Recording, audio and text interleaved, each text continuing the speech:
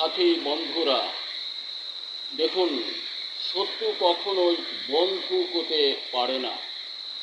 আর শত্রু যদি বন্ধু হিসেবে অভিনয় করে মিশে যায় এই বন্ধুদের মধ্যে, তাহলে আমাদের দেশ সরকার হাসিনার পরিণতি যেটা, দেশের পরিণতি যেটা যেমন পরিণয় হওয়ার দরকার এমনই হয়।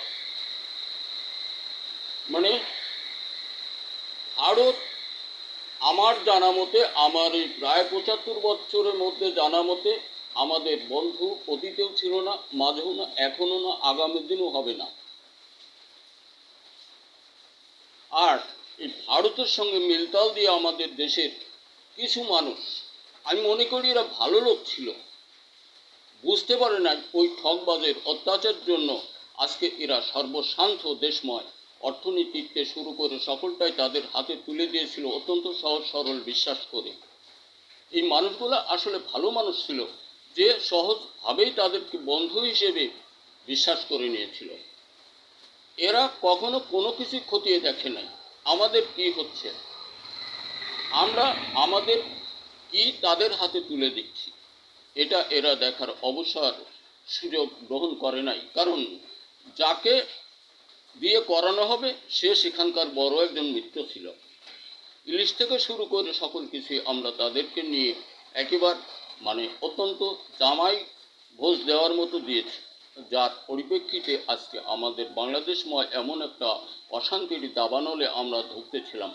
বন্ধুরা আমার, আমরা কেউ কখনো নিজেরা ভারতকে অন্তত পৃথিবীতে বন্ধু হিসেবে যদি বরণ করে নেওয়া যায়, মনের শূন্য স্থানে দখলদার হিসেবে একটু স্থান দেওয়া যায়, ওইটাই ভুল।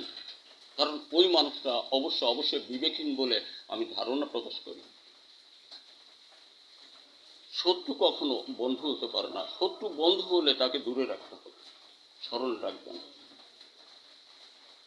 আর ভারত, ইন্দিরা গান্ধীর থেকে শুরু করে নরেন্দ্র মোদীর রাজনীতি সম্পর্কে আমার যতটুকু ধারণা, রাজনীতির লেখক আমি শুধু ছোট গল্প, উপন্যাস, প্রবন্ধ, গান, কবিতায় লিখিনি। আর গবেষণা শুধু মাটি ও ফসল বিষয় করিনি, মানুষের চরিত্র সম্পর্কেও আমার গবেষণা করা আছে।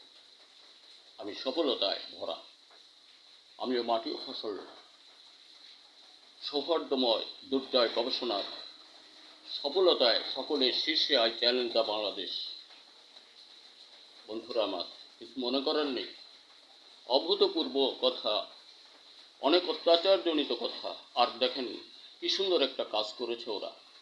এদেশ গণতন্ত্রে যেটা প্রমাণ করছে চোরটা লাঠো বদমাইশ, এই যে লাইন, বাজে লাইনটা এদের মধ্যে হৃদয় অঙ্গম করাইছিল ভারত। এদের কোনো দোষ ছিল না, এদের বুদ্ধির ভুলে আজকে এরা দেশচ্যুত হয়েছে। আমি এখনো বলি, যে যেখানে আমরা আছি বাঙালি এই দেশে, সকলেই এই দেশটার জন্য শুভ কামনা করি এবং সেটা ডক্টর ইউনূস সাহেবের মাধ্যমে করি। তাহলে উন্নত শিরে থাকা যাবে। আর ওই মানুষগুলো আবার এদেশে ঠাঁই হবে সুন্দর করে, আবার তারা সম্মিলিতভাবে দেশ অগ্রাধিকারের দিকে নিতে পারবে। এর জন্য আমার কোনো অনুরোধ, ভারতকে কোনো প্রকার ঠাঁই দিলে আমাদের ভুল হবে। আমরা চাই সংস্কার, আমরা চাই সংস্কার। ডক্টর ইউনূস সাহেবের হাত ধরে দেশটা অগ্রগতি বাড়াচ্ছে। উন্নত শিরে থাকতে হলে, স্বাধীন সার্বভৌমত্ব রক্ষা করতে হলে ডক্টর ইউনূস অতীতের সকল বিজয় বার্তা বহাতে প্রচারে অব্যাহত থাকবে ডক্টর ইউনূস থাকলে।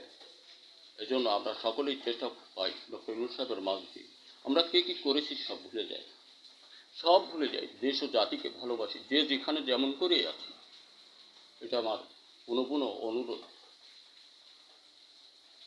কারণ দেশের প্রতি ভালোবাসা দেখার তো সমস্যা নেই। দেশ তো তার ছেলে মেয়ে নিয়ে হয়তোবা সে পদার্পণ করেছে, ভিন দেশে পাড়ি জমাইছে, কিন্তু দেশটা তো তাদের, আমার, তার, সকলে।